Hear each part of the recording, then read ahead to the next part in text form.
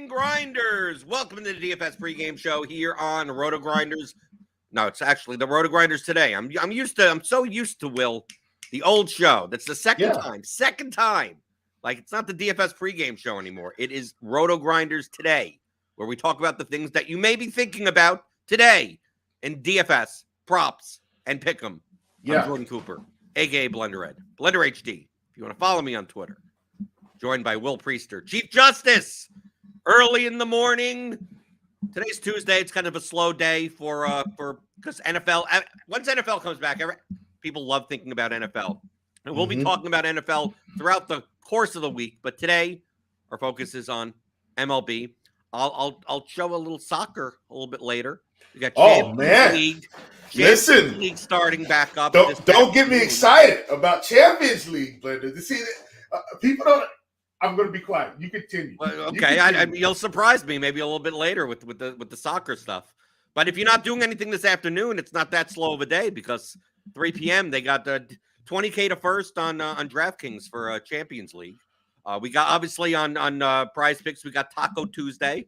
Yeah. That always helps us. So we'll be looking at some Prize Pick stuff. But Will, MLB we got about like a week and a half left. Squirrel Patrol is reveling. Squirrel Patrol is great because he's the only guy. If you tune into Crunch Time, which is later today for MLB Grinders Live, he'll go in Crunch Time, and Roth will have to point out. It's like, you won a bunch of money like yesterday, 2 days. Like he's the last one to find out because he doesn't flaunt.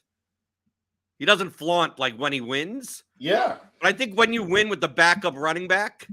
With two backup running backs in your 2-game slate lineup, you deserve to talk about it. You deserve to talk. The funny thing is, Will, you know what the funny thing? I played that slate. I played 30 lineups using lineup HQ and projections and ownership. I had Jerome Ford at like a mean projection of like 4.5. And when I'm building lineups, especially on 2-game slates, those kind of. You're going to leave a lot of salary on the table. You're going to play like showdown style. Yeah. And then you want to I stack, overstack because people do it less. Yeah. My initial run of 300, I got 36% Jerome Ford. Oh, man. And I waived it. I just said he projects too low for me to even include in lineups because it was playing that instead of like the cheap tight end. It was like paying up at tight end and paying down.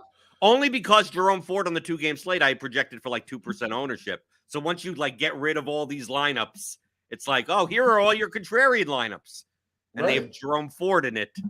And out of the 300 I played, I just chose not to play. Like the 30 I chose out of the 300 candidate lineups. Yeah. Didn't play Jerome Ford. And I don't want to say the stars. I will use the phrase "the stars aligned," but I'm not thrilled that Nick Chubb's out for the season. So that's not what this is about. So let me just clear that up. That's not what this is about. But that's the interesting thing about football, right? Where if an injury happens to the major piece of any offense, 88% owned, right? Of any offense, not just Nick Chubb. How many showdowns? So here's the thing too, Blender, just to support our point here. And I know we're supposed to be talking about it today, but I think this is important. Some quarterback's going to get hurt on the showdown slate this year. And they're going to be, and I'm not wishing that. Let me not say that. It's possible some quarterback is out for the year and somebody's going to have the backup. And that's how they take down a millie. And so guess what? By the end of the season, they don't care that they've put in $2,000 per slate. It's the one time it works out and they win the million. That's the ROI they're looking for. And they say, hey, all those other ones, I washed my hands. I got what the pot of gold at the end of the rainbow. But the thing, Will, about running backs though is that it's not really like the backup. I mean, quarterbacks, yes, you're not going to see the second quarterback in. Yeah, unless it's Taysom Hill or something like that. And he doesn't. Taysom doesn't count. I had a projection because, Chubb's going to get almost all of the backfield work. Yeah, but Jerome Ford was going to come in and probably get 4 snaps, 5 snaps. 5 touches or something just to give Chubb a rest or something. So it's not like it's very similar. I'm playing, the wide receiver 5 that's normally on special teams, but in like third and 25 comes in the game on plays that they designed for like, too wide, then they go just flying straight out. I mean, we saw that with Mims on Sunday. Like the dude went 2 for like 113 with a touchdown. The dude played 5 snaps. Yeah. And guess what? That was what we were looking for with Mims on week 1. Right. We got it week 2 but only on 5. If I told you beforehand that it was only to get 5 snaps, you're probably not going to do that. Well, the thing is, we got it with all the receivers back. The receivers were out week 1, and we're thinking, okay, Mims will get some work, and he gets to work but does nothing. But either way, man, congrats to Squirrel. Heck of a build. And that just goes to show you, man, in GPPs, any large field, let me be specific, because single inch is a totally different animal. Any large field GPP, you better get comfortable being uncomfortable. Out of all the GPPs I've won that were large field, I don't think I ever had anything chalky. Like I remember, I think my last super big MLB hit in like a large field night blender where I kind of won. I kind of on FanDuel, I remember I took down almost every contest, like the $4, the $44. It was because I was on Houston, and nobody was on Houston that day. It's just how it works, And so, congrats again to Squirrel. And he's been doing this a long time. He's a great tournament mind, and you can continue to learn. I can continue to learn from Squirrel, and I've been in this industry for 10 years. So you're never too big to continue to learn from people. And I think that's something else we can all take away from this. As Blender, you've had your fair share of big tournament takedowns too, but there's still things we can learn. Yeah, we'll have Squirrel Patrol on later this week on Friday. He's still doing his normal content. It's just like you win $1 million, you don't not show up to work. So we still got the normal content here from John, Squirrel Patrol. Hit that thumbs up button. You know how much I like the thummy thumbs. This is free content, right? You don't even have to be a premium member for any of this stuff. So pay it forward with a thummy thumb, with the subscribe button, with the notification bell. So Will, this MLB slate today, we'll talk a little bit about the slate. We'll talk a little bit about props and pick 'em. Blake Snell versus the Rockies. I mean, like we have pictures this slate, like Luis Castillo versus the A's. Yeah. Spencer, I mean, truthfully, Spencer Strider, the Phillies are obviously a better team than the Rockies and the A's, but I mean, they strike out about as much anyway. We got expensive pitchers on the slate. Are we just jamming in 2 expensive pitchers? Because their upside, I mean, we'd like to take a look at the projections here in Plate IQ that, I mean, they lap the field. I mean, we have Strider, Snell, Castillo, Gallen, and then it starts dropping. Like Pepio, I'm not a big fan of because of pitch count. But like, then you get down to Kikuchi, you get down to these 8 and 7K pitchers. Like they project for like anywhere from 6 to 10 points lower. I'm not sure what you have to do with your bats in order to get them in. Are you much more inclined? I mean, they'll be the 3 most owned pitchers on the slate. But their ownership can't get completely out of whack with how expensive they are. Who are you leaning towards pitching wise on this? So for me, Blender, as crazy as it sounds, it's not the best move on paper, but you'll understand. I'm going to just go ahead and get rid of Spencer Strider on DraftKings. He's seeing Philly for the second time in about a week, and that does not mean Spencer Strider can't go out and get 10 strikeouts tonight. That's not what I'm saying, but there is some validity to him maybe not having the highest upside game in this spot. And obviously he's facing what I would consider to be the better offense out of these more expensive guys. And I can't play everyone because you know how it is in MLB. I want to get some offenses as well. So I'm getting rid of Spencer Strider today. He's going to get the complete fade for me. And he's 12-8. I mean, to be fair, these are the 3 most expensive pitchers, but Strider is still $1,500 more than Castillo and $2,200 more than Snell. And when you start putting together your bats and your stacks, if you play Strider in your lineup, even with like Gallen at $9,800, like you're quite limited into the offenses you really could play today. Right. And that's really where I am. So Strider is not in my pool currently. And the main thing is I think Castillo and Snell, they actually may have more upside than Strider, given the matchup they're facing. Now, look, it's baseball. Any team can go out and score 10 runs. But legitimately speaking, these two rosters don't have a better roster than the Phillies, who are on their way to getting the wild card for the playoffs. Like that's just not the case. So Castillo and Snell are definitely up there for me. I think Gallen may actually be one of the better values. Just facing San Francisco at 9,800, like you're getting another almost $1,000 discount off Blake Snell. So those guys. You've got Pepiot here, who I think because of the spot with Detroit, people are going to have some interest. I will have some Pepiot. I'll have some Kikuchi. I'll have some Brown. I'm probably not going to play Logan Allen today. Clark Schmidt's at 7,300 against Toronto. He's actually garnering a fair amount of ownership, considering at 18%. At those ownership levels, I'm hitting the X button like a guy like him around 20%. Not saying that he can't pick up the strikeouts, but I do at those levels, I'd rather just get rid of him.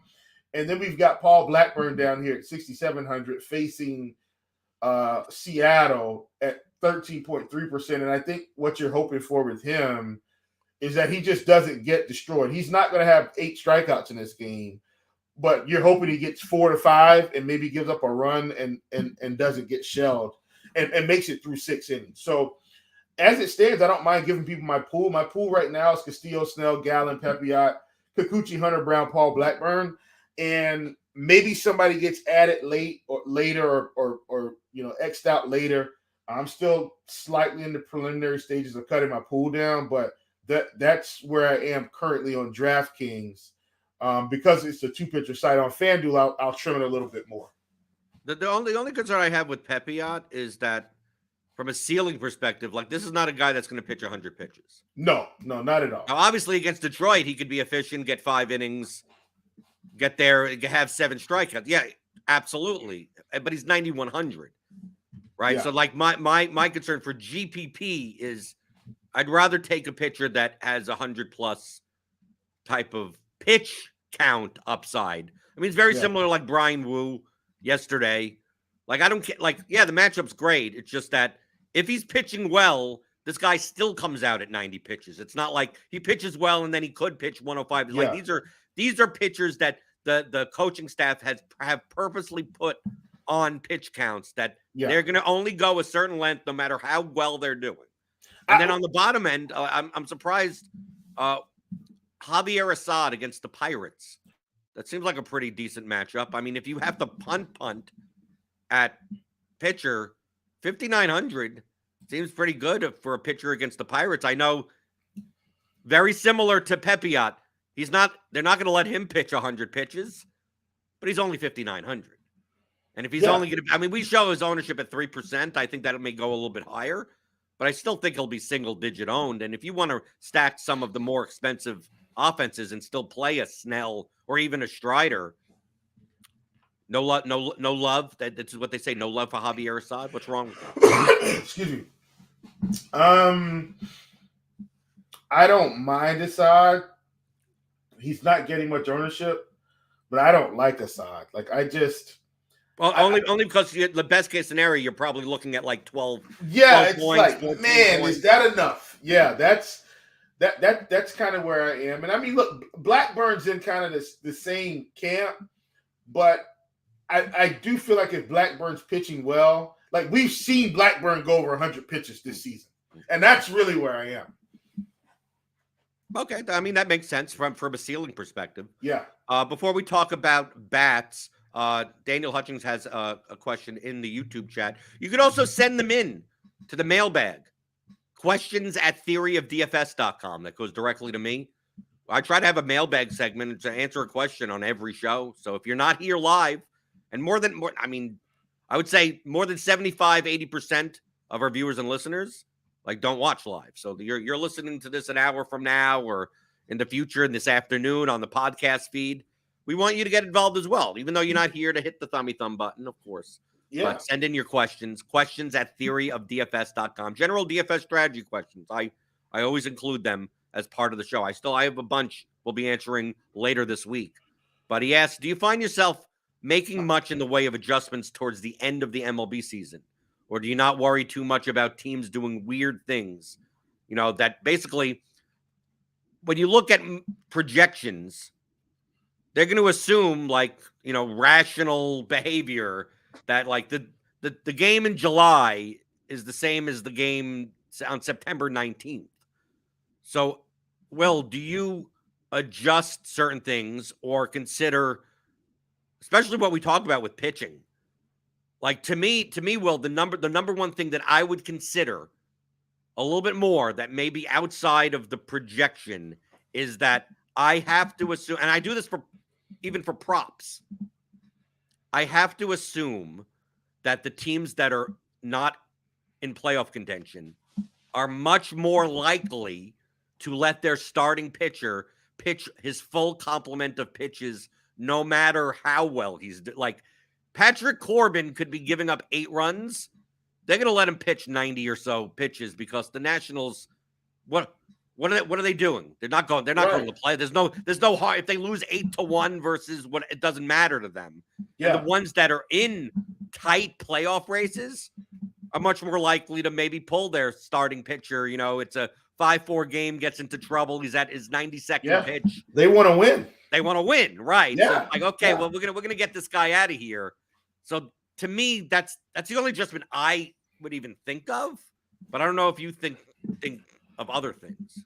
No, I think that's the way most of us think, and I do want to parallel that just for Daniel, because I think this could actually translate into another sport that's coming up. Like, we do the same thing for basketball. Like, when teams are trying to make a playoff run, and the Clippers are, let's say they're on the edge. We don't expect the Clippers to be on the edge, but they're like right outside of playoff contention.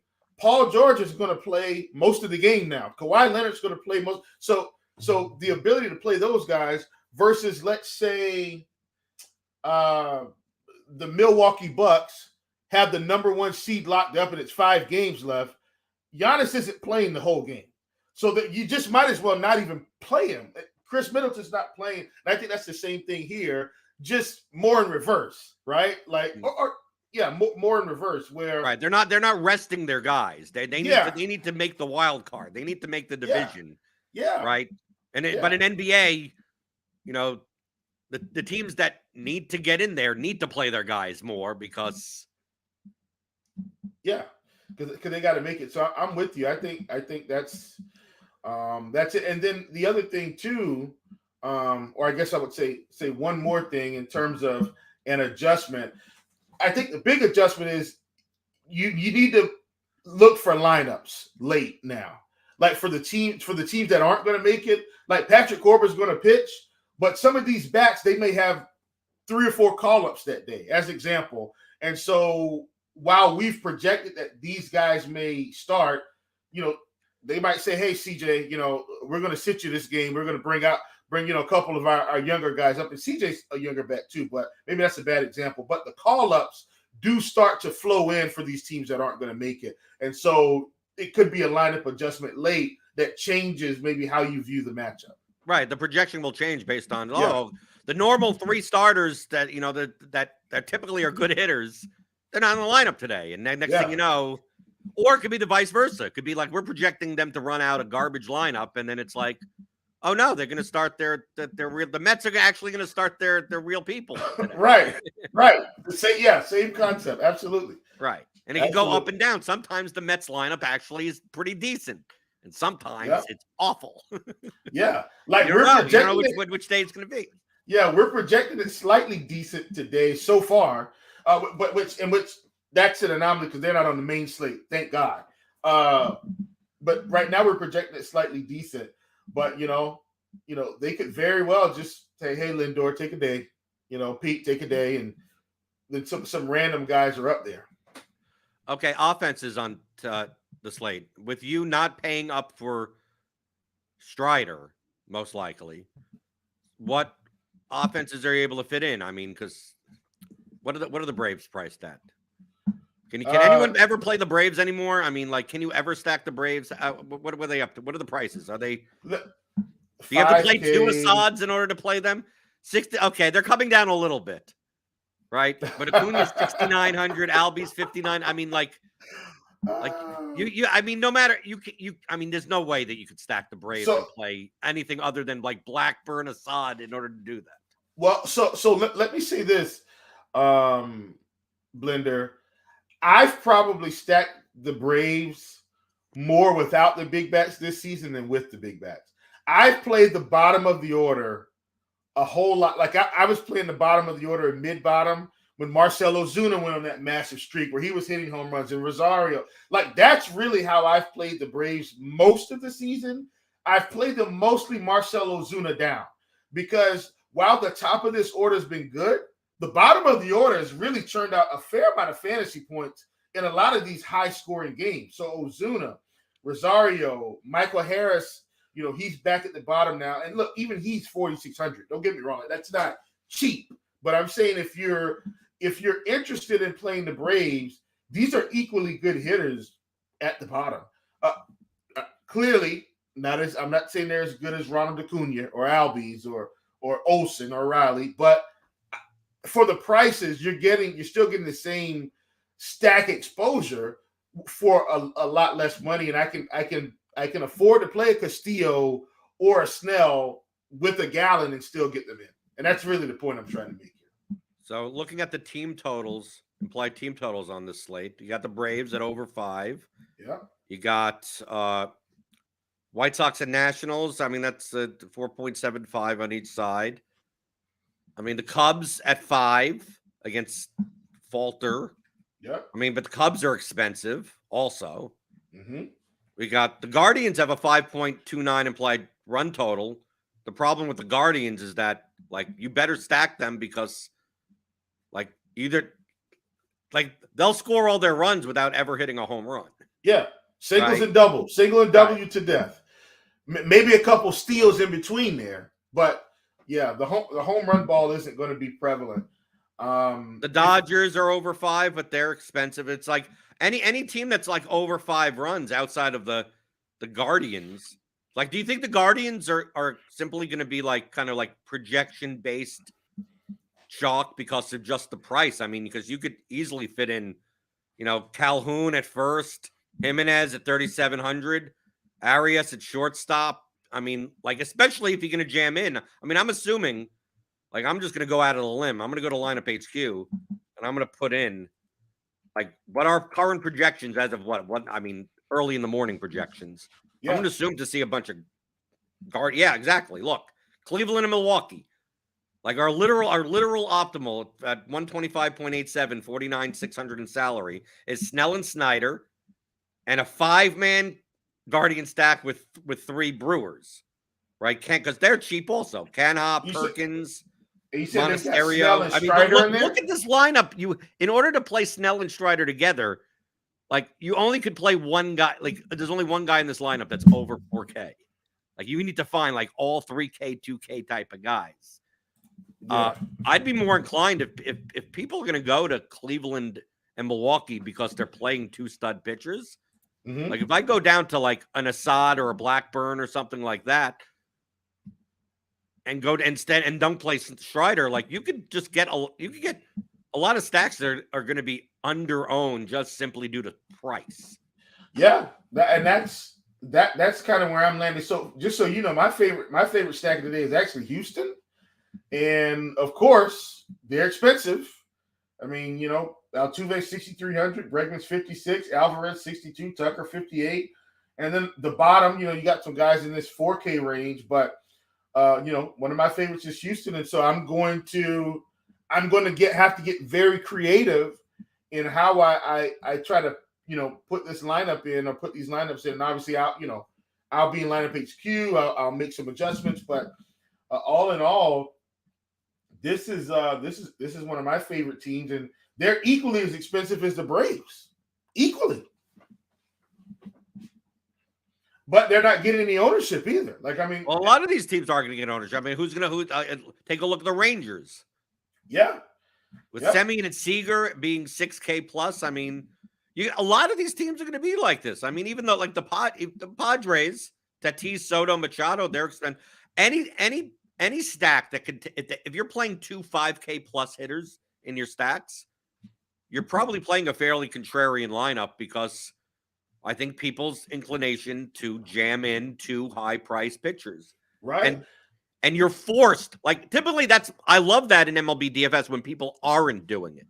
Yeah. Right? When like, oh, no one wants to play the Tigers because that's the only way you could play Strider and Snell together. Yeah. Like, well, Cleveland and Milwaukee are actually not bad teams. So like, no, it's very rare that you're going to see Snell, Strider, and then garbage, then the Pirates. Yeah. Right? Like something like that cheap. But they have significantly lower projections. I'm much more likely take a shot at one of the cheap pitchers and then go to these mid-range type stacks. Because I mean, across the board, the Rays, who's playing the Rays today? No one, right? Virtually no one. The Twins. Yeah, right. I don't know if they're on the slate. Yeah, I don't think they're on the slate. Okay, no, over here. I mean, just I'm. But I know we know what you're saying. The White Sox. I mean, like it just all these mid-range, right? Toronto. Yeah. Like where they're not, there's 1 or 2 guys on the team that are like 5K, and the rest, you could find a piece. You could find a Kevin Kiermaier. You could find a Kevin Biggio to throw in so you could get that one expensive pitcher. I think you could make a ton of lineups as long as you avoid the Guardians and the Brewers and the double stud type of build. You just have to be willing to take a shot, and you're taking a shot on Blackburn. Yeah. Blackburn's kind of going to be where I get most of my cheap exposure from. Now, the other thing I'm going to do too is I'm going to have a ton of lineups with no Snell or Castillo, and I'll take some shots with say I'm not going to play Allen today, but I'll take some shots with say Kikuchi Hunter Brown, Kikuchi Paul Blackburn, Kikuchi Pepiot, Gallen, Kikuchi Pepiot, like. And as weird as that sounds, all I'm really trying to do is get to the expensive teams that no one's playing today. That's the concept. Right. And then just hope that the top stud pitchers, like, they could do well, but just don't do that well. I mean, if Kikuchi gets like 18 points, but Snell only gets 22, it's like you'd rather the 4 points isn't going to matter as much. Right. Because you have the team that put up 9 runs. Exactly. Well, they have a team that's a garbage team that put up 4 runs in all cheap spots. Yeah, absolutely. And I think that's in terms of, I don't know how often, and obviously if people listen to this show, I'm sure they've listened to you, they know how to use Lineup HQ. But I think that's the thing where when you're in Lineup HQ, understanding how you want to build that day, because Lineup HQ is really a good guide. Like especially if you're on DraftKings, they've got the quick stacks where it says 5-3, 5-2, 5, whatever, 4-4. Like if you can kind of get a feel for how you want to build the quick stacks function and being able to plug in, okay, I want 20% Toronto stacks, and then it's a really good way to get you rolling. And so, I have a typical way that I like to build. So like on DraftKings, a lot of people, I don't build a whole lot of 5-3 on DraftKings, and I'll tell you why, because that's how everybody else likes to build. So I'll run a lot of 4-4, a lot of 5, and just one-offs, a lot of 4-3s, like stuff like that, so I can get creative. Because typically what happens, Blender, when I'm building like that, if I have a team that does well, we're sharp enough to identify some guys that may or may not hit home runs that day. And if I can nail the right one-off pieces around these kind of mini stacks, so to speak, then a lot of times I come out, nicely ahead. So I'm not against 5-3, but a lot of people like to build that way. And I just kind of try to stay away from it on DraftKings a lot more because of that. And also, if you wanted to build lineups that only include one pitcher over 10K, you could do that 2 ways. You could make a group, absolutely, with all 3 of them, do max 1. But an even easier way, so you don't even have to worry about like even the names of the players, you could go to these custom settings here. Yeah. Add a custom rule. You could say, give my lineups at most 1 starting pitcher who has more than 10,000 in salary. Yeah. There you go. Right, and then it won't give you Snell Strider. It won't give you the Castillo Strider. It will only give you one of them because you put in this rule. You could do the same thing. Like, don't give my lineups at most one starting pitcher that's lower than 7K, so you don't get too cheap pitchers. If that's the way that you're deciding to build, you can do that in lineup HQ. Yeah, so that's what I'm saying. Like, I think sometimes, and like I've told my fiance before, I'm like, look, when I'm in lineup HQ, it's work. Like, I am, legitimately tweaking and shifting, and it's a day-to-day thing. I don't pigeonhole myself to, well, this is it this day, because each slate brings its own unique challenges. And so I think another thing too, hopefully people know this already, but even when I'm building stacks, like one of my favorite features that we added a while ago now is, the OIS, only in stacks feature. And that way I don't have to play Maldonado randomly with my Brave stack, because I don't want to do that. I just want to play with Houston. And that's another really good feature for you to add in for your stacks. Because some guys, even if they're not in your stack and they do well, it's people don't really have random one-off, $3,500 7-hole guys outside of a stack. Right. And so you're typically going to be okay if you just keep them there, because people that's just not how people think. And so you're typically going to be fine keeping those random players only in the stacks. Okay, let's talk about props and pick 'em. I see right now on Underdog. Okay, on Prize Picks, we're getting a taco somewhere. I don't know. Do I have to reload the page? Where's the taco? It won't come up until 12 o'clock. 12. Oh, okay. They're voting on the taco. Yeah, they're voting. Let me see what it is, at least, because at least a lot of times they'll at least tell us. We should know what it is. But we got one on. Looks like on Underdog. They just announced. Freddie Freeman 1.5 total bases payout booster is live. Okay. I need to explain. Taco's going to be Zach Gallen at 4.5 strikeouts, by the way. Okay, well, because you could already see the voting. Yeah, it's already in. They just don't have it live. It's on their Twitter page. Okay. Yeah. Okay. When it comes to Underdog, when they do these payouts, okay? So basically what it means is that they're giving you a promo that they're not discounting the number. So it's the same number that was up there, but obviously for up to $10, it's a promo. Yeah. Like but there's no insurance. There's no right. You insurance. Can't use insurance. Yep. Right. What they do is they boost the payout. So instead on a 2-pick, typically it's 3x. Mm-hmm. Now they're giving you 4x. On a 4-pick, 3-pick, it's typically 6x. Now they're giving you 8x. Yeah. Instead of 10x on a 4, they're giving you 13x. Instead of 20x on a 5, they're giving you 25x. The right way to use these is in a 2 or a 3, not a 4 or a 5. It's the opposite of what you would normally think of. On Underdog, we're typically building 3s, 4s with insurance, not 4 straights, not 4 powers. Yeah. Basically, you're picking a 3 power. I'm using the Prize Pick terminology.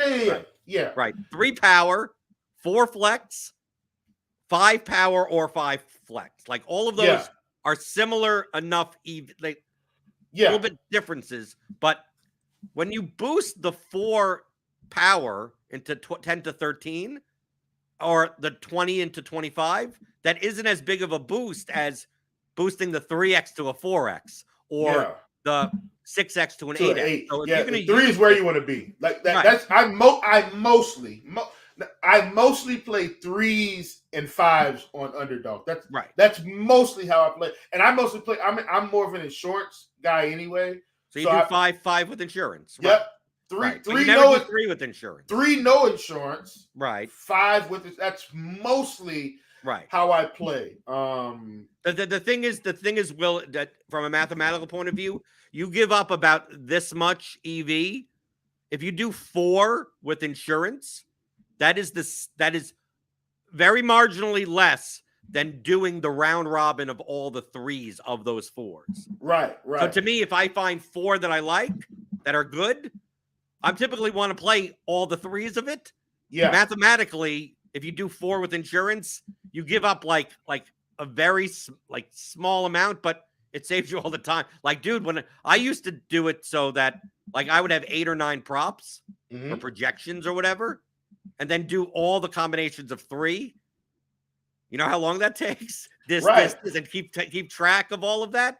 Yeah. Like once I did the math, and I'm like, oh, I could just do 4s with insurance, or 5s with insurance is the same as doing all the round robins of the 4s. Yeah, it'll come out to the same amount of money. So you might as well just put all 5 with insurance, and it's like doing all the 4s of that 5. Well, but in this case, when they're boosting the payout, I mean, obviously only for $10 or whatever, the promo. Take advantage of it. I don't care how much you're putting down. I do this all the time. Yeah.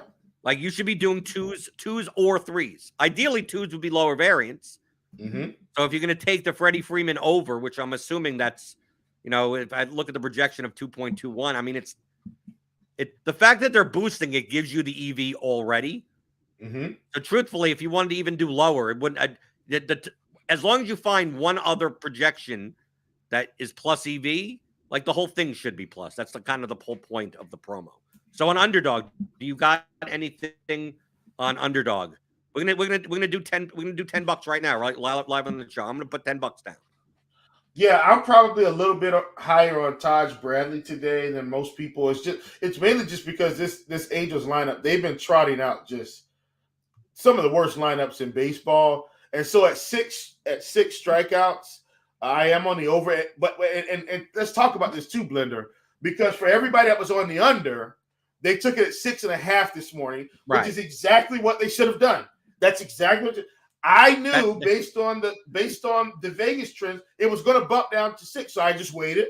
It's at 6, and now I take the over because I've got some slight value. If he just hits at 6, it's a push. Okay, like fine. Right. But I've given myself that smidgen of value on. No, you on want the that? No, the over. half a strikeout is not a smidgen. Yeah. That's a lot. I know, but yeah, absolutely. Like a half a strikeout is like a 25 cents, like 25 to 30 cents of value, and in betting, that's ridiculous. That's a lot. Yeah. So the Taj Bradley over at 6 is something I'm right. I already have the 6.5 under. Right. I already got that. Right. And that's the thing, Blender. Like me and you, we get each other because we might do things differently. But we know, like, conceptually, we understand both sides. You know that I'm up early taking the 6.5 under, and since you want the over, you're going to wait until it goes down to 6, knowing that people like me are going to bet it down to 6. Correct. Absolutely. What do you think of Sandoval's under 5? I'm on the under. I took that this morning already. I don't think that ever hit the board at 5.5, did it? No. Okay, yeah. So I'm on under 5 on Sandoval as well. Because we have our projections. You can see in our RotoGrinders prize pick extension, our statistical projections have him at 3.99 mean. Remember, these are mean projections. The numbers on prize picks and Underdog are medians. So you have to take that into account. And then on the bat, he's also low. Like Sandoval's at like 4.2 something. Right. So let's take that. So I'll do a live on the show. I love Sandoval. Here's another thing. I'm not going to take Sandoval. I'm going to find something else. Gotcha. The reason is because it's an even number. Yeah. And if this pushes, this ticket will be void. Yeah. Right. So if I play Sandoval, I'm going to want to find something else also. I don't want the boost to be voided. Yeah. Right. And I think that's something. Now, obviously, if his strikeout number was like 11, I would just do the under. I don't care that it's an even number. It's just so even at 6, I probably would have just sided with even 6, under. Right? Exactly. Yeah. But understand that when you play the even numbers on these pick'em sites. Well, on Underdog, and because see that's the thing too, understanding the site differences. Right. On Prize Picks, they're going to pay you the 1.5. Right. But truthfully, you don't want that. You'd No, rather just be void. You don't. Yeah. Because then you're getting paid minus 200 on one prop, and Right. that's horrible. Right. Yeah, absolutely. Right. But I still think it's important. Like, you need to understand those are the little nuances with the sites that, you know. So for instance, I'll say this, Blender.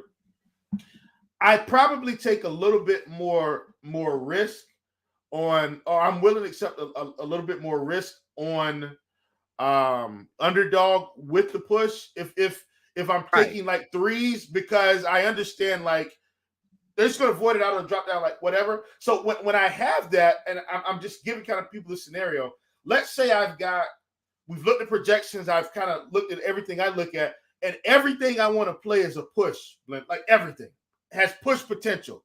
I'll run a 5 with no insurance. Right. That's where I start saying, okay, I'm going to get a little bit more aggressive in case I get 2 pushes. I can still get a fairly nice 6x return, right? Because I've accepted that risk. So, you just got to kind of understand that part of the game too. And I think when you do, it definitely changes how you approach playing, how it can impact your ROI, so forth and so on. Okay, Brown at 5 is okay. I got it at 4. I got the over at 4.5 already. Oh yeah, that was fantastic. Gallon 5.5 is okay also.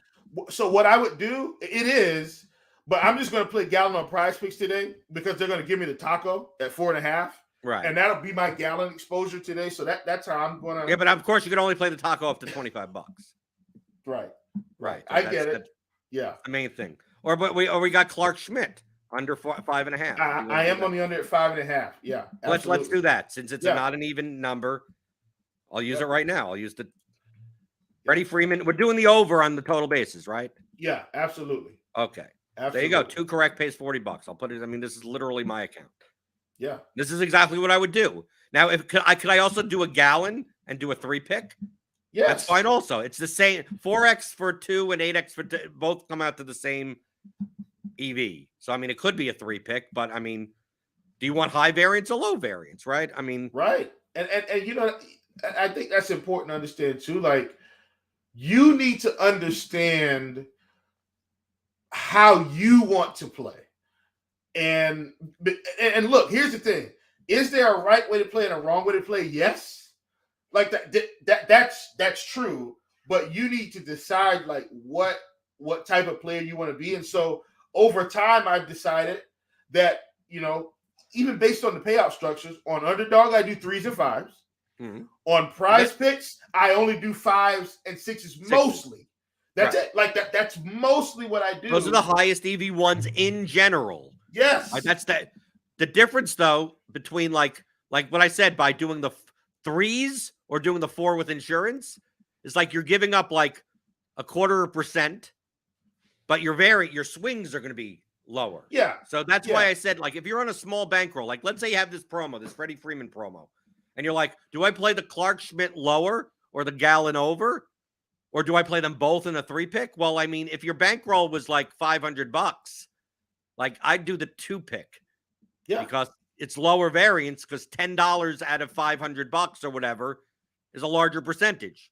If your bankroll is $20,000, like it doesn't. I mean, you're just cashing in on $10 of promo money. Like if you wanted to do the 3, don't do the 4 or the 5 because you get less money that way, right? But in this promo, like $10 for 3, okay, I'll take it. Yeah. Right. My bankroll's not like it. I'd rather get a better shot at 40 than similar percentage wise to get 80. It just happens less often. And that's a very similar in DFS bankroll management. The smaller percentage of your bankroll it is, the more risk that you could be willing to take on. But if you're playing 20% of your bankroll on an NFL week slate, like, dude, diversify, play low variance, because you're going to go broke otherwise. Yeah, absolutely. And like you said, same concept. And I think, when people understand that, like, and I've kind of shown people recently, I've shown them kind of my ROI, like I track mine in a spreadsheet. And so they see, like, you can see day to day how much I have in play, what I earn. So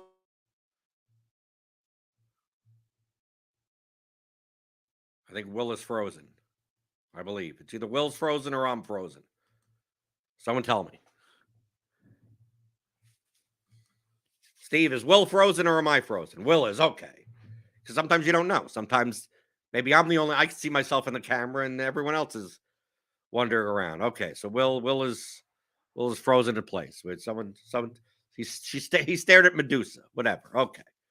So we got this in. So you understand using promos, figuring out the best way to get the highest return on these promos. Obviously, the taco on Prize Picks, always use the taco and always use it in the direction that you're getting the value on. That you'll go on Twitter and there's plenty of people that are like, the taco is cursed, so I'm going to go the other way, right? If they give you an extra 1.5 strikeouts, on Gallen to make him at like 4, like don't take the under, like that's just stupid, right? No matter what the result comes out to be. Okay, so now that Will's gone, unless he maybe come back, we got a soccer slate, 3 p.m. Eastern. The Champions League is back.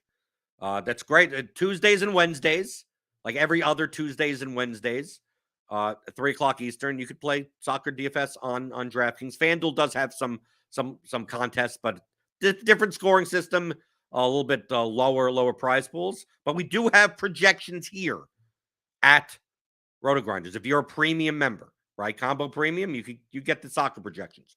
Just realize that the soccer projections really don't mean anything until an hour before kickoff. Okay, you do not get starting lineups for all the teams until an hour before their game kicks off. And you'll get that. We'll get them all at once. So we'll start getting all these lineups in at like 1:45 to 2 o'clock Eastern. I'm back. Our projections team will change because there may be rotation. Like the predicted lineups for midweek games could be very unpredictable. We don't know. Man City are like a ridiculous size favorite. Most like Man City will be chalk on the Champions League slate. They're not sneaky. Foden, Alvarez, Haaland, they're all going to be ridiculous. Their projections are absurd because they have like over a 3 implied total. They're at home against Red Star Belgrade as a minus 1,600 favorite. Okay, so they're going to be the chalk on this slate, but we don't know who's going to start, right? We don't know if we're going to get Mateus Nunes in the lineup. We don't know if Sergio Gomez is going to, they're going to rotate some people. Is Ake going to play? Is Walker going to play? You can't just build these lineups now and then just walk away. Like there's going to be rotation. Is Rico Lewis actually going to start? We don't know, right? So these teams rotate because they play games on the weekend as it is. So we're not going to know the Feyenoord lineups or the Barcelona lineups. Like those are the big favorites on this slate. So you'll get the lineups. You could go on UEFA.com. There are plenty of sites, SofaScore, see the confirmed starting lineups, and then our projections team will start updating the projections here for you to use them. So typically, give 5 to 10 minutes or so, and they'll start updating all of this. So just be very clear. We do have soccer projections. They're for all the Champions League slates as well as the English Premier League slates on the weekends. And we also have there's showdowns on Mondays and Fridays and stuff. So if you didn't know that we got soccer stuff here, and I do use our projections, but I mean I'm more of a small field type of player, cash game type of player. So a lot of times I could pick out the lineups. I've been playing soccer DFS now. Next month will mark 8 years.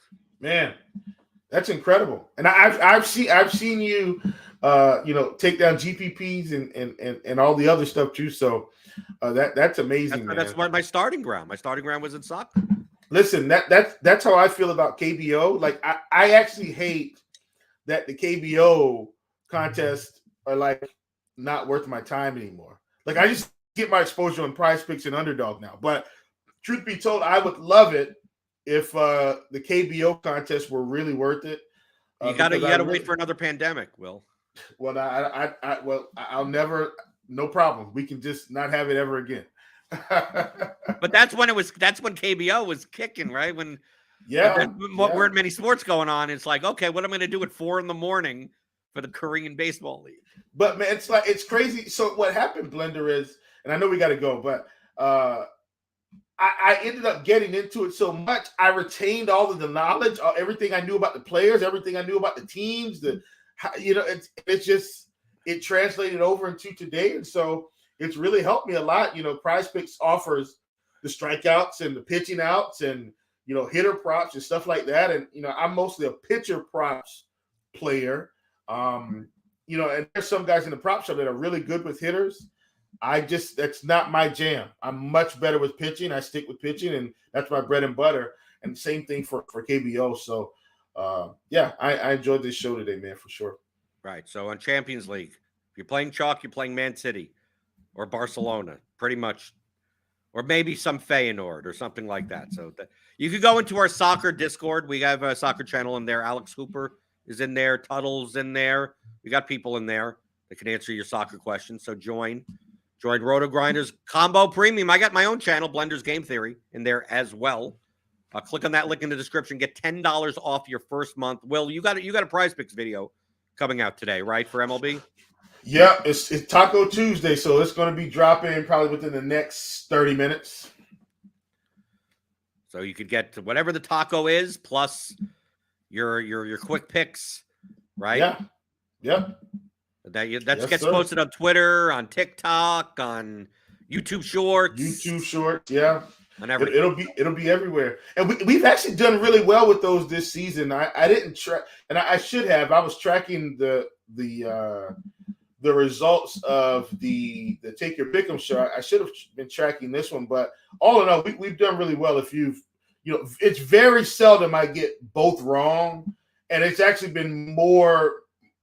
I'd probably say, let's say 60 to 70% of the time I get them both right this season with the short. So it's been a good run. Well, follow Will on Twitter. Subscribe to the YouTube channel. You'll get those shorts. You'll get all the content today. We got Grinders live later today, 5:00 Eastern, 6:20 or so for Crunch Time, presented by FanDuel.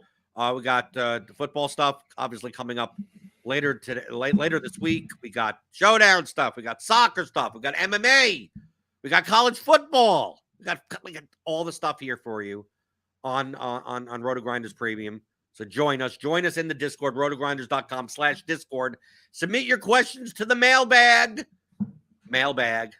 Give me some mailbag stuff. I got some. We're going to be featuring some of these questions later this week.